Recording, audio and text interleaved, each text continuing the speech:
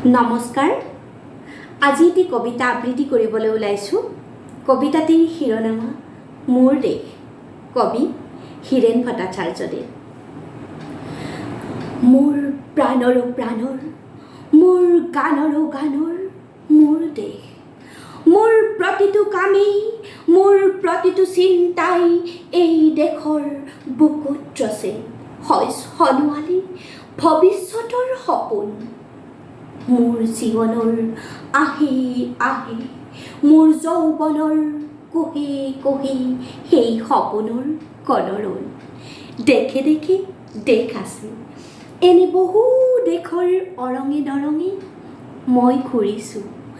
বহু বন্ধুৰ সৈতে হাতে হাতে হাত ধৰি ফুৰিছোঁ। কেতিয়াবা সাগৰ পাৰত, কেতিয়াবা খেজুৰ তলত, নতুবা পাহাৰ তলে খন্তেক জিৰাইছোঁ।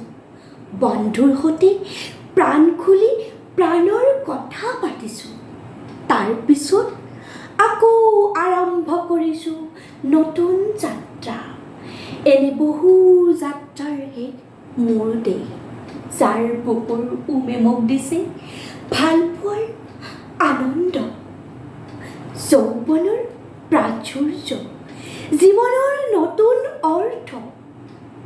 এই দেশৰ বাবে মই জীয়াই আছোঁ, এই দেশৰ বাবে মই জীয়াই থাকিবলৈ মৰণপণ কৰিছোঁ।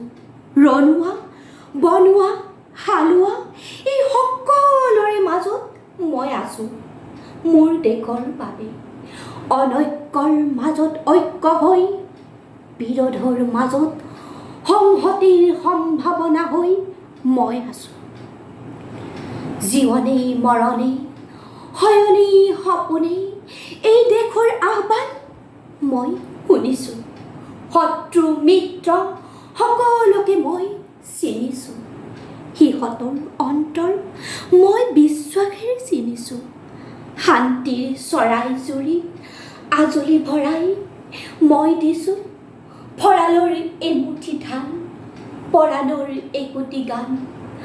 আৰুতো মোৰ একো নাই, মোৰ দেশ, মোৰ কল্ললিত সপোনৰ উত্তাল তৰংগই মোক লৈ যায় গভীৰৰ পৰা গভীৰতৰলৈ, আদৰ্শৰ কঠিন পৰ্বতমূললৈ।